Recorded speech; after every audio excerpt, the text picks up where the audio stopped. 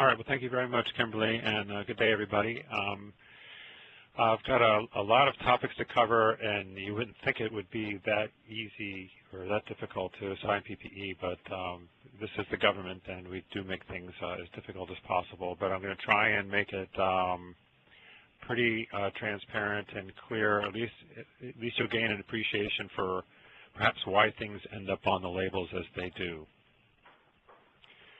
So some of the basic ideas is to go into the Worker Protection Standard, sort of a massive regulation that impacts agricultural workers. We'll get into a little bit about how the WPS assigns personal protective equipment, which we then evaluate using a much larger animal toxicity database for a given pesticide. We'll get into some discussions about mixer loader applicator exposure data. This is the kind of data that we use to evaluate the effectiveness of PPE. We'll talk also about the risk assessment process, where we're going to compare human exposure to animal toxicity data to determine whether or not using any given piece of PPE is actually going to do a job of protecting the handler. And then finally into a realm that's pretty difficult to talk about, but risk management is kind of an art form on how decisions get made and how things finally end up on the label. And it's not something that I do, but it's a process that I'm involved in, and I'll certainly do my best to try and make that as clear as possible. So now to the WPS. Again, that was a major regulation that impacted labeling, setting standards for personal protective equipment, and I think also importantly for reentry workers, it eliminated the reentry period when it would say on labeling when sprays of dried dust is settled. They actually introduced concepts of like days involved before people can go back in based on pesticides toxicity. The key idea to keep in mind is that handlers are the people who make the applications. Those are the people who are involved in mixing and loading and applying, and also individuals involved in flagging, even though that isn't done very much for aerial applications. With the advent of GPS and mechanical flaggers, we still make those assessments. And workers, everybody kind of refers to everybody's workers, but in the context of the WPS, workers are the people that are involved in reentering after a field has been treated. Those would be scouts or harvesters or any kind of activity involving the maintenance of the agricultural plants. Jeff, excuse me. Yeah. Who is the flagger? What does the flagger do? The flagger is someone who would guide in aircraft to make sure that they're lined up properly and treat the right fields. Again, that's something that isn't done as much as it used to because most pilots have GPS and they know exactly where they're at, which is rather amazing. But thank you. Here's just some of the structure here in Crystal City. Some of these folks have moved on. I don't know if your agencies are like ours, but we're getting a lot of retirements. But I work in the Health Effects Division. That's over there on the right. Tina has retired, as does Jack Fowle, but we are involved in all aspects of human health. We do dietary assessments. We assess residential exposures and, of course, the occupational exposures involving worker protection uses. Two other important divisions are the registration and then pesticide reevaluation division. Those are the risk management decisions, and those are the folks that we send our risk assessments to, and those risk management decisions are made in either the registration division or the reevaluation division. We also have a biological and economic analysis division that gives us a lot of use information, which is sometimes very critical for refining pesticide uses. And also the biopesticides pollution and prevention division, as well as antimicrobials division. They do they're more integrated divisions where they do their respective risk assessments and risk managements in-house.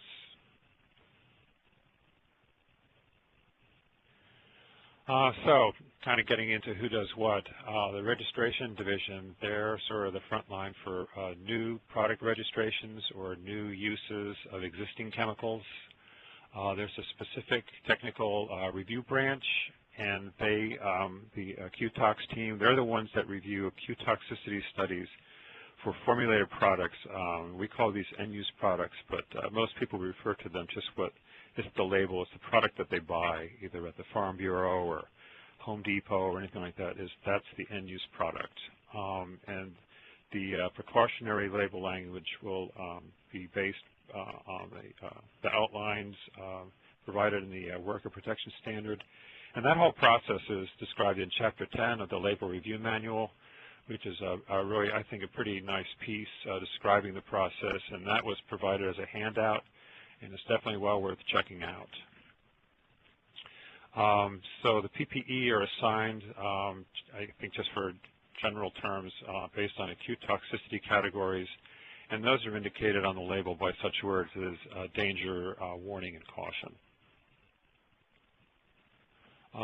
Registration and product reevaluation divisions, those divisions, they look at more of a kind of a global look at all the uses of a given active ingredient, such as glyphosate. So all of the labels get reevaluated underneath that process. This recognizes that over time, there's changes in science and policy, the different data requirements have come online. Better data is available. We just know more things about pesticides in general as time moves on. So it's our view that products need to be reevaluated over time. And again, us in the Health Effects Division, we do all aspects of human health assessment. We evaluate the toxicity data. We do dietary assessments. We look at residential uses of pesticides, like I said, in addition to the occupational uses. And we do it for all kinds of registration and re-registration actions. The key thing for us, though, is that the worker protection PPE is based on a relatively small amount of toxicity studies. So our focus is on a much larger database of toxicity data. And so what we're going to do is look at is there anything else of concern, and do any more PPE need to be added based on our review of the entire toxicity database. And finally, the Field and Externals Affairs Division, they're largely involved in policy and dealing with the media, but there is a branch in there that deals with the certification and worker protection issues. They do lots of things like training and outreach. I'm sure many people are familiar with Kevin Keeney. And they also do some funding for pesticide incident reporting. I think if we still have any money left, we'd like to give it to Sensor, which is an excellent incident reporting system. And just to kind of clarify the general idea, so you have registration, which involves new uses, new pesticides, and then you have re-registration. I think a lot of you may have seen some of our documents called re-registration eligibility decisions. Those for a lot of older pesticides that were registered before 1984 that may have not had a complete database, so there was a lot of data called in for them, and they were reevaluated. And again, as I said, times change, attitudes change, data changes, and recognizing that all pesticides are now in a 15-year cycle to be reevaluated based on a number of concerns, such as endocrine disruption or endangered species and the like. So you can't have a government discussion without using words like promulgated, but the worker protection standard, it doesn't seem that long ago to me, but it's been a while, but it really did an amazing job of establishing, I think for everybody, a pretty level playing field for chemicals that had similar acute toxicities with respect to PPE and REIs. It took a number of years to implement it, but I think as time went on, it really made for much, much better labeling. As I said, things like sprays have dried, dust has settled, are replaced by actual intervals of days or hours. When you can go back into a field is a much improved situation for workers overall. So what's in and out? So for being in the scope of the worker protection standard, that would be anything that's grown for money, let's say, selling apples or grapes, grain, greenhouse-grown ornamentals, cut flowers, things like that. You are in the scope of the worker protection standard. Out-of-scope things, even though it's agricultural, pastures and rangeland or not, parks and golf courses are also out of scope. The lone exception on golf courses is if they actually produce sod for the golf course. For some strange reason, they get locked into the scope. Livestock and animal quarters, things like that are out of scope, as well as rights-of-way applications. Excuse me, Jeff? Yeah. This is Kim. So if they're out of scope, what does that mean? Whose scope are they in? What scope are they in? Well, as it turns out, we pulled them in anyway. So that's the way regulations sometimes have a way of being. Okay. So what happened is that if you had both in and out of scope uses, you were either going to split the label and have different PPE, or you were going to have one label with all those uses with some sort of unified PPE. So to make a long story bearable, just about every chemical company submitted their labels with in and out having the PPE that's based on the worker protection standard. There were still some non-WPS labels, but over time those were also pulled in. And so even with new uses, the overall approach at the agency is just to be consistent with the worker protection standard. We recommend similar PPE for similar equipment types and use patterns. So again, just to sort of summarize, the WPS kind of covers everybody these days, with the exception of residential handlers, the things that you buy at the Home Depot for consumers. We don't assume any protection of PPE at all for those applicators or for re-entry or anything like that.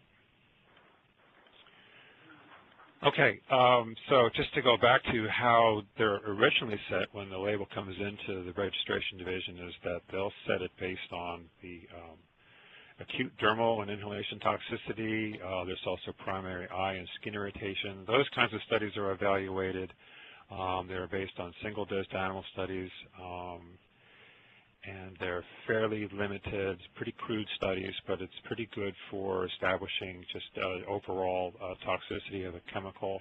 It also involves a lot of things that we may not necessarily be evaluating here in the Health Effects Division, like the solvents that are in there, various inerts.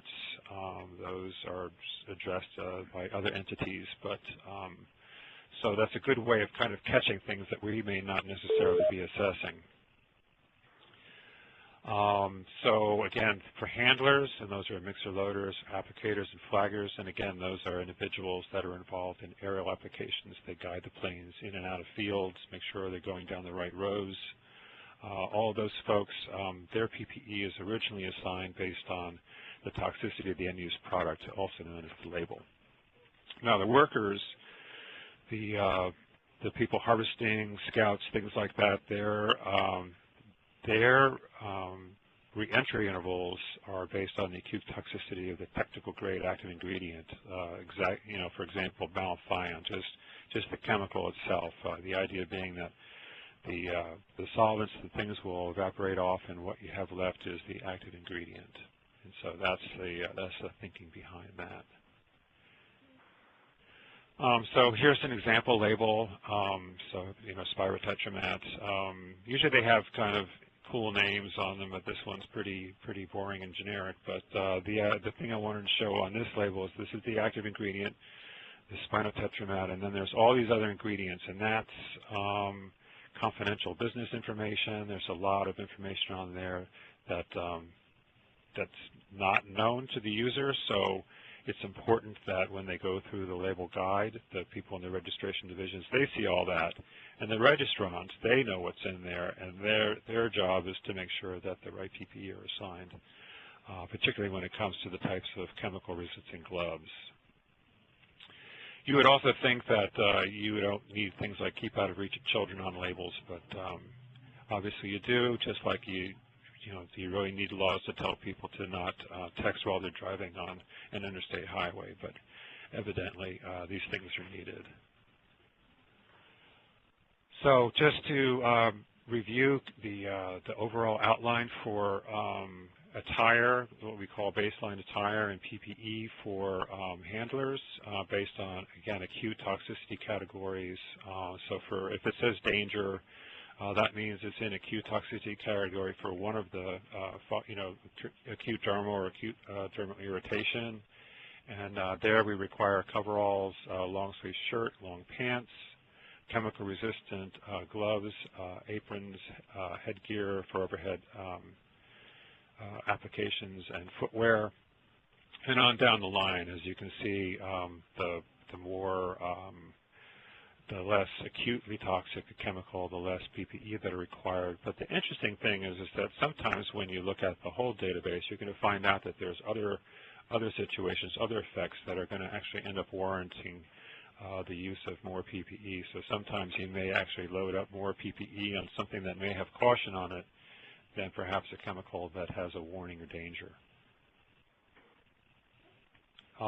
Just to give an example of the studies that are involved in studying these PPE, the dermal LD50, that's where half the animals are killed at an administered dose, and so there's the dosing for that category. For skin irritation, it's a slightly different situation. If they don't have very many animals to begin with for skin irritation, so if one of the animals has what they would define as corrosive, then it's in toxicity category 1. So that's just to give you a basic idea of that's the beginning process. That's sort of the front door process for getting PPE assigned to a given label that someone might use out in the field. So additional PPE, we have for end-use products that are in tox category 1 and 2 for dermal, again, or skin irritation. The use of aprons, those are for usually mixing and loading and equipment cleanup. Chemical-resistant headgear, this is for if applications are involve procedures where you make overhead applications. I mean, air blast is the obvious one, but there's a lot of greenhouse and ornamental uses where there's handheld equipment being used, and there's a lot of overhead applications being made in those situations, and that's a case where chemical-resistant headgear would be invoked if the end-use product was in tox category 1 or 2. I think just a note about aprons, we don't really consider any protection factors for them. Those are largely assumed to be good for gross spills, and we don't necessarily have very much data on that. However, protection from a chemical-resistant headgear, we are developing a database on that, and we have values for use in orchards using air blast sprayers, and I just reviewed a protocol for a study for greenhouses and nurseries that there's a task force that's developing new data, and part of that study involves using chemical-resistant headgear for those applications. So that's a situation we'll actually be basing decisions on monitoring data. So inhalation, again, just to move this along, there's similar tox categories, and Chapter 10, Table 5 has got a great deal of stuff in there, I think definitely worth checking out. And acute eye irritation potential, this is something that we don't necessarily do risk assessments for. If it's irritation, category 1 or 2, the protective eyewear is going to go on there regardless of our assessment. So for respirators, we relied on the NIOSH decision tree to give us some of our protection factors, and right now we assume 80% and 90% depending on the respirator type. And I think that's pretty much it for the basic respirator decision logic.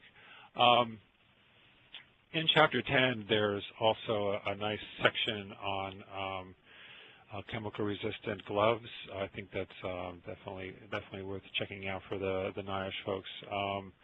And this is the type of solvents that might be involved in that inert ingredient station or the other stuff part of the label. And they have various category types from fairly well-known solvents there. The people that do assign the gloves, they're going to rate, assign only high-performance gloves. Those are gloves that can actually be used all day. I think it's interesting to think about what options people might want to use if they're going to be involved in work for shorter durations, if they're involved in maybe chemical spills, or if they're just involved for mixing loading for short periods of time. That might be something that people can make a decision on. But when it comes to making the assignment for the label itself, they're only going to identify the ones that are rated as high. And here's a slide showing the layout generally of the types of chemical-resistant material available by their categories. And this is the same approach that's used for other chemical-resistant headgear and things like that. So that's sort of the thinking behind our gloves and other chemical-resistant gear. I was really astonished when I went through the labor review manual and saw that if there was a solvent category not found in Table 4, they should contact someone that's in my branch, which would likely be me, and to be honest, I wouldn't have a clue what to tell them. So anything that folks on the line might know of any interesting information on new types of gloves or materials, various assignments, I would greatly appreciate it.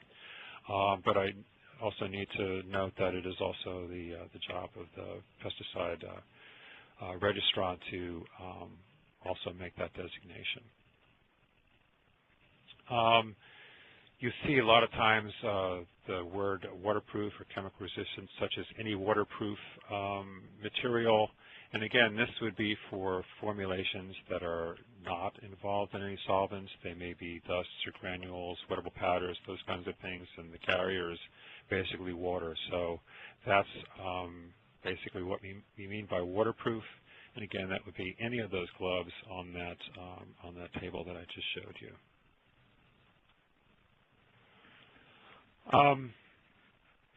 So now, kind of getting into the risk assessment, where I'm at in HED, we're kind of a multidisciplinary team outfit. That's our approach, where risk assessments are involved.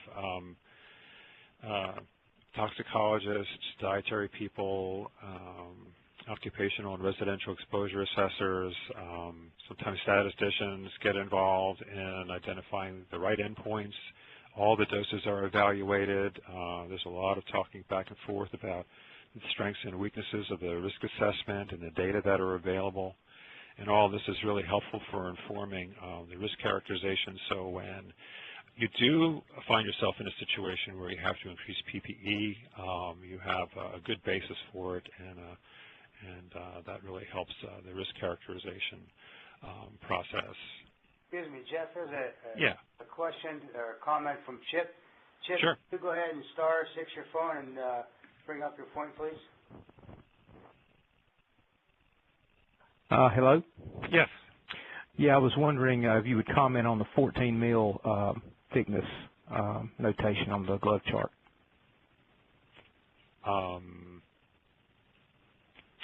Is there something specific that is that out of? You're not familiar with that, or? Well, I just wondered, is that is an absolute requirement? Is that correct? Yes. Okay. Thank you. Sure. And one more. There's a question, if you don't mind, from April. April, could you *6 your phone and go ahead and proceed, please?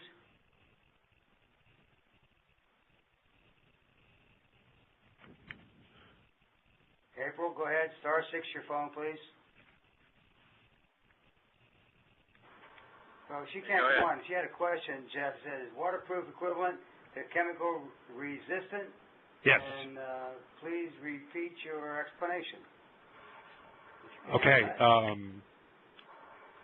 So all those gloves that are in Table 4 of the Labor Review Manual, all those would be considered waterproof.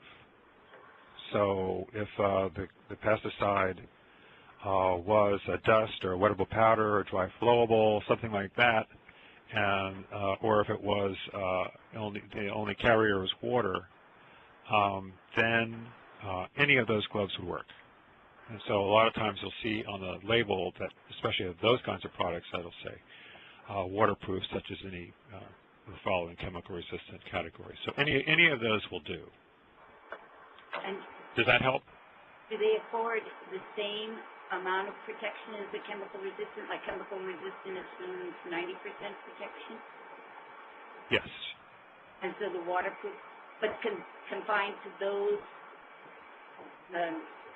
dust, wettable powders, dry flowable. Or granules. Or granules. Yes. 90%. Okay, thank you. Yep. I would like to elaborate on this point.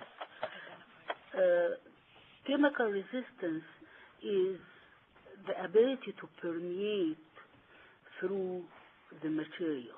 Correct. Water resistance is the ability of the material to not allow the water to penetrate. And they are two different factors.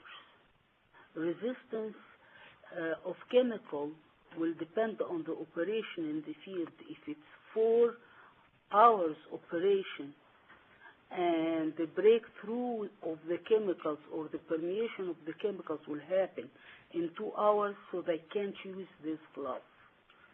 However, the water resistance is not going to permeate the water material through it. Therefore, the chemicals that is carried on the water, it's not going to reach inside the gloves or pass through unless there is pinholes or any defect in the gloves.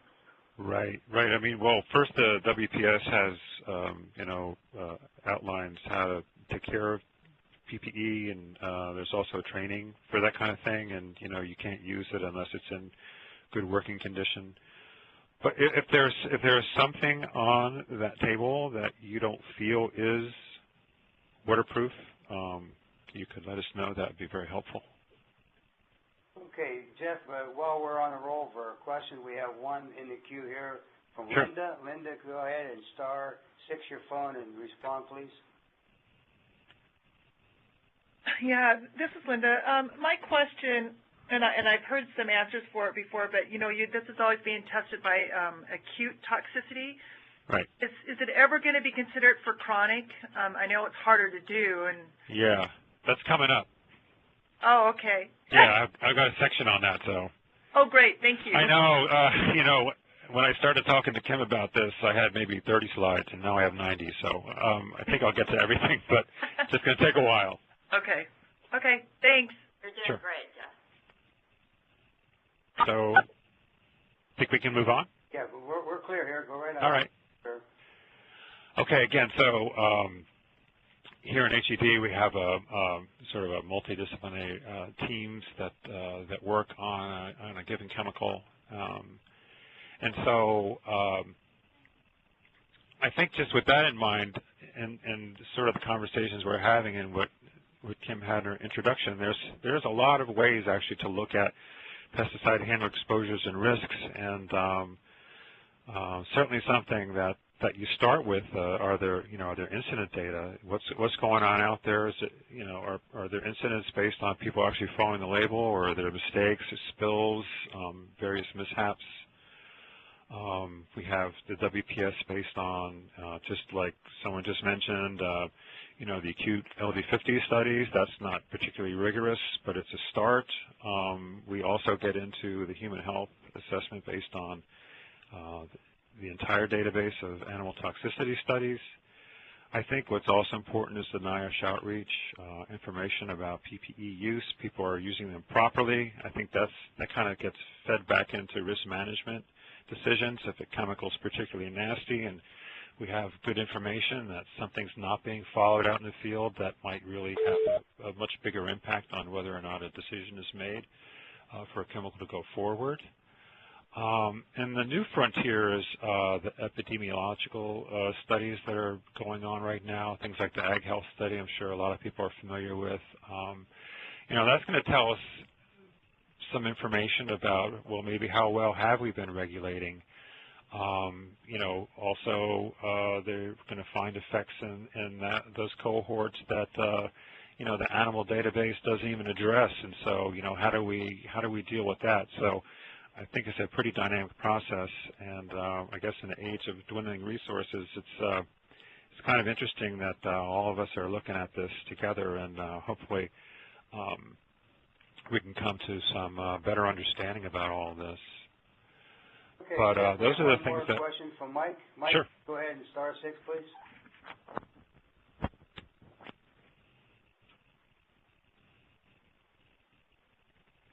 Mike, you're on. Star 6, your phone, please.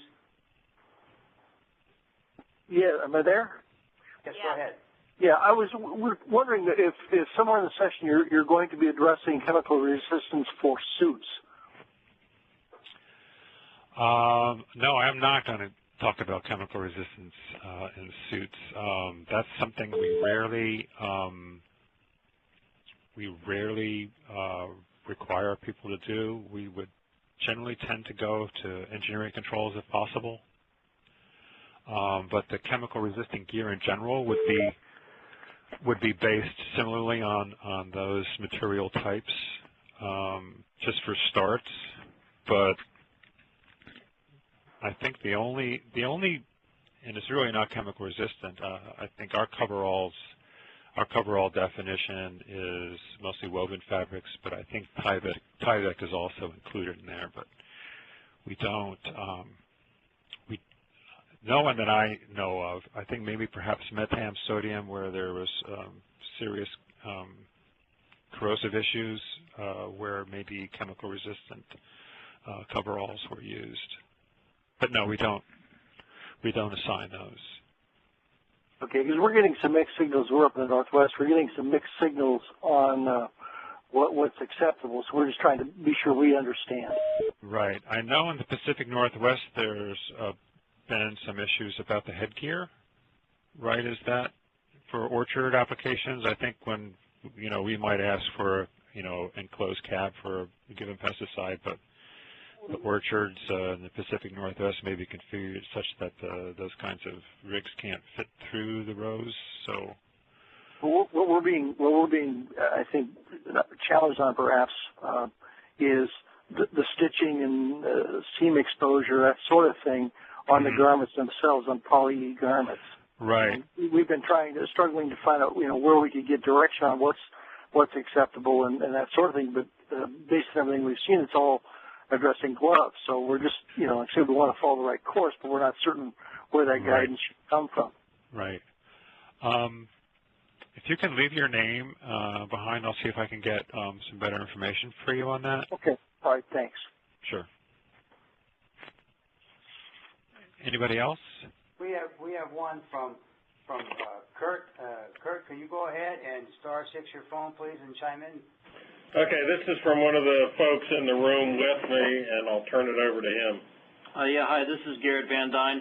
I guess I'm kind of jumping the gun a little bit on your next slide regarding incident data, but you had mentioned it in your previous slide as well. On this slide, you say people call from hotline or poison control center. I wanted to see if you could comment on how much of the incident data that you use is submitted from these types of groups and how much is registrant submitted, and whether or not you collect this information or if it's all submitted to you through 6A2.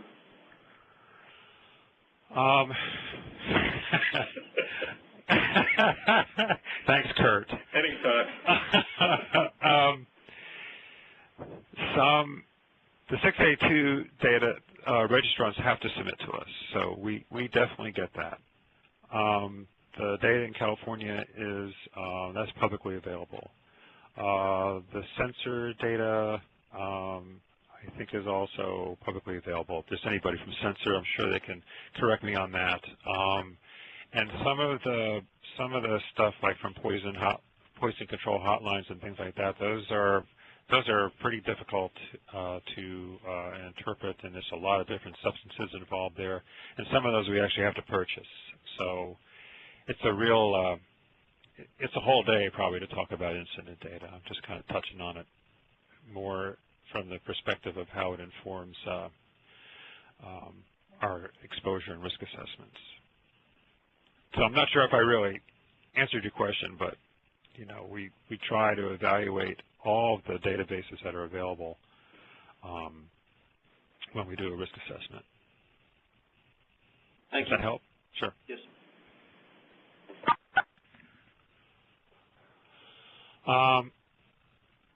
Okay, so again, so 6A2 is a nice way of saying that if registrants are aware of incidents, they have to report to us by law. California and other states do collect incident data. California, of course, being the best by far. There's certainly, every incident report I've seen, there's always been very difficult to kind of relate, oftentimes anyway, what you see in the incident data, and you know, how do you relate that to some chronic effects seen in an animal study. But there's also other, I think, nuances that folks need to kind of tease through when they look at the data. And a lot of times pesticides they're not applied one at a time. There's many in a tank going on a crop at a given time, so which one's responsible? People try to tease that kind of information out. As I mentioned, the adverse effects that we might be regulating on aren't noted by the individuals. It might be just irritation or something else. There's also an awful lot of underreported incidents. There's certainly issues of there might be language barriers, fear, or just not wanting to lose a day's work or whatever. So there's a lot to think about when you look at the incident data. Basically meaning if there's absence of it, it's not necessarily meaning that there aren't incidents. As I already mentioned, the 6A2. And again, I think the California Pesticide Illness Surveillance Program is excellent. Those are the most detailed. I think it's great. California's got an awful lot of agricultural uses, but the nuance there is they have, I think, for chemicals that are dermal tox 1 and 2, they're required to use closed mixing and loading, so you may not see as many mixer loader incidents out of California because people are already using situations that result in lower exposure, which may not be true for other states. Sensor is also an excellent database. You know, people say it's not on a national scale, and again, this isn't something that I'm very specialized in, but you know, there are 15 states. They, at least from my view, they seem pretty representative with a lot of data coming from, again, major agricultural areas. So this one we like very much because it really does, you know, focus an awful lot on the kind of work that we're interested in. And we also have physician reports. And again, these kinds of data involve lots of other substances, you know, medications and the like. So that's a pretty busy database. But you know, getting back into the, you know, that's just one piece. You know, are there incidents out there, or is there an indication that people can't use it properly, or are there situations where people are getting poisoned in any serious way? You know, how does that relate to the amount of pesticide that's actually being applied? Is it a widely used pesticide with few incidents? Is it specialized use that results in lots of uses. That kind of information helps inform the risk management decision. So again, what we're going to talk about is the types of data that we look at when we do a sort of chemical-specific, PPE-specific risk assessment. And this may be in any kind of action from a single use to an entire product line of a given active ingredient. And so the top 6 studies, those are the LD50s. Those are the the acute toxicity studies that are done for the end-use products. Those are the labels, and those are also on the technical grade active ingredients. So a lot of people refer to those 6 sometimes as the 6-pack. You might hear that in casual discussions about these data. The highlighted rows in gray, those are new data requirements that came online in 2007, just again echoing the need for constantly reevaluating pesticides based on new information. The required in red, that's what's changed about that particular guideline study. And again, as you can see, it's a fairly extensive battery of studies that are required to support a registration of a pesticide. And again, you're going to find a lot more reasons to consider a pesticide safety by evaluating this database than you might just by sort of a gross animal study looking at fairly gross effects. Just some, everybody has to have their own bits of language. So I guess a little bit of a glossary here. We've got the point of departure, and that would be any dose from any one of those studies that you've just seen. And that's what we're going to use use in the risk assessment. The points of departure are often no observed adverse effect levels. That's where nothing was seen in the study, but it's also a dose. An important thing to keep in mind is the lowest observed adverse effect level. Sometimes that's used, especially if there wasn't a no AL identified.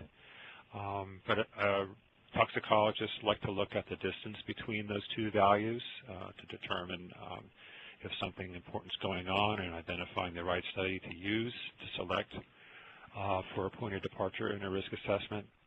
A lot of these studies are oral studies, and so some estimation of dermal absorption either through chemical-specific study or maybe some inference about like compounds could be made, but that would certainly need to be considered for oral studies. For assessing the risk, we use a term called margin of exposure. And this is a simple ratio of the handler's exposure in this case divided into the point of departure or the dose in the animal study. And you want to see a nice big number indicating the distance between those 2 values. And so factoring into that are tenfold safety factors that we use. So there's certainly the standard interspecies that we use, the difference between us and animals and the difference between us as humans. So generally we'll want to at least see those 2 safety factors in an assessment.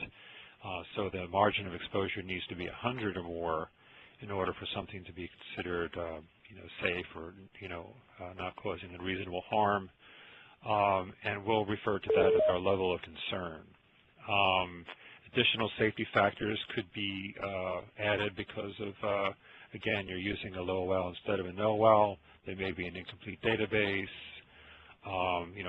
Increased concern for susceptibility of infants. That's a particularly important factor for the Food Quality Protection Act, but all those things are considered in our assessments, and so you could actually have a level of concern. Generally, I think the highest I've seen is 3,000. I'm not sure if we've ever gone higher than that, but just to kind of, give you an idea of again, this sort of why do PPE end up on labels the way they do? These are some of the things that kind of go into that, and it's never really clear on the label. Jeff, I have just sure. to clarify that. So basically, there are animal studies done, and the animals are exposed to pesticides, and you're looking for the level in which there's no adverse effect and there's only a minimal adverse effect, and then you're doing some factoring on that, right? Right. Yeah. So again, if the NOEL was 10 or something like that, then you want the human exposure, and if your level of concern was 100, you'd want the handler's exposure to be 100 times less than that. Got it. Thank you. Sure.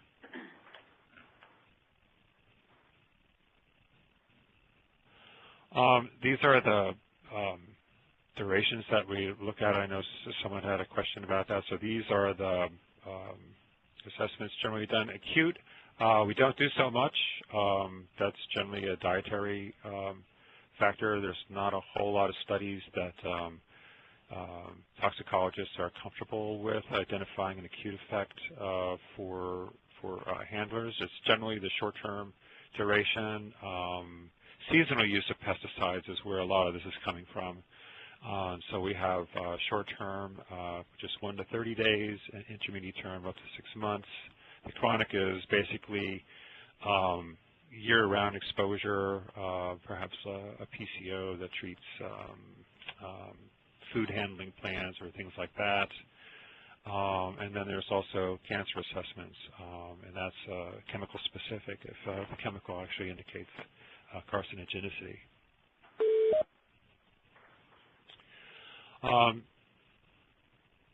But generally, the endpoints there in the day-to-day assessments, we generally look at the 21-day dermal toxicity studies for short-term, and also I'd say a lot of risk assessments I've seen also select developmental endpoints, particularly for obviously adult females. Those are oral studies, and they need to be corrected for dermal absorption. For inhalation, there's 28-day and 90-day inhalation studies, which aren't always available. And probably something that should be said about both the inhalation studies and the dermal studies is that they don't see all the endpoints, that is, the effects that you might see in the oral studies. So toxicologists are very careful to make sure that there isn't anything in the oral studies that are seen that were missed in those route-specific studies. So again, oral studies are also used to assess that route, the inhalation route, and again, developmental is often identified, and we won't assume any, we'll just assume that the absorption is the same as in the oral study. That's something that's being looked at, particularly when we do want to have a 28 or 90-day inhalation study. We're going to have to be pretty confident that we have very, very large MOEs based on an oral study before we would consider waiving a 28 or 98-day inhalation study. Intermediate term, pretty much the same drill. 21-day dermal studies are used a lot. There's also a lot of subchronic and chronic oral studies that were shown in that list if they better match the exposure duration. And again, this is going to be chemical specific, use specific sometimes, and that's where the economists in the other division can really help a risk assessment. And of course, the development is always picked, particularly if it's the most sensitive. And again, same with the inhalation. The route specific is always preferred with an eye towards the developmental and other oral studies, just for making sure that something doesn't get missed. And so in all of our assessments, particularly you may see it in the reds and things like that. These are the summaries that the toxicologists will prepare. Those are usually in an appendix. attached to our documents, and it kind of goes through all the studies, and you can kind of see the doses in the studies. The doses expressed as milligrams per kilogram per day, some of the effects, hypertrophy, all those things are looked for as a whole. The entire database is evaluated, so you'll see all these summaries, and good toxicologists are always looking at the NOELs and the low well distances, making sure that they've identified the right endpoint to assign, particularly with a view towards the exposure duration that's anticipated. So that's why it's important that the teams work well together so they know as much as they can about the use and which doses from various tox studies make the most sense to use in the evaluation. And so I'm just kind of, I certainly couldn't talk about this all day, although lots of people could, but this is a really intense process. There's a number of committees that the toxicologists go through, and endpoint selection is very, very nuanced, and there's a lot of rigor here that goes in finally identifying which one, or maybe even more than one, are used in an exposure assessment. And so this just sort of gives the idea that it's a lot more involved, again, than the six-pack that kind of gets, pigeonholes the various products that are in the front line of the registration process. So in the text of the risk assessment, you'll see a brief discussion of the points of departure that would be used in the risk assessment, and pretty basic idea of, again, the exposure scenario. They'll outline the duration, short and intermediate term in this case, and there's the POD, the NOEL of 10, the uncertainty factors that are involved. They identify the level of concern that they have for a given pesticide, and then some key details about the study effects. This is always important to know, when you're, certainly as an exposure assessor, how nasty is this, and how critical is it with respect to the effects of individuals exposed to the substance. Jeff, you're almost about halfway. If you want to take a break whenever you feel it. This actually might be a pretty good spot, actually. I'll just sort of finish up this slide, which is just another example of the points of departure.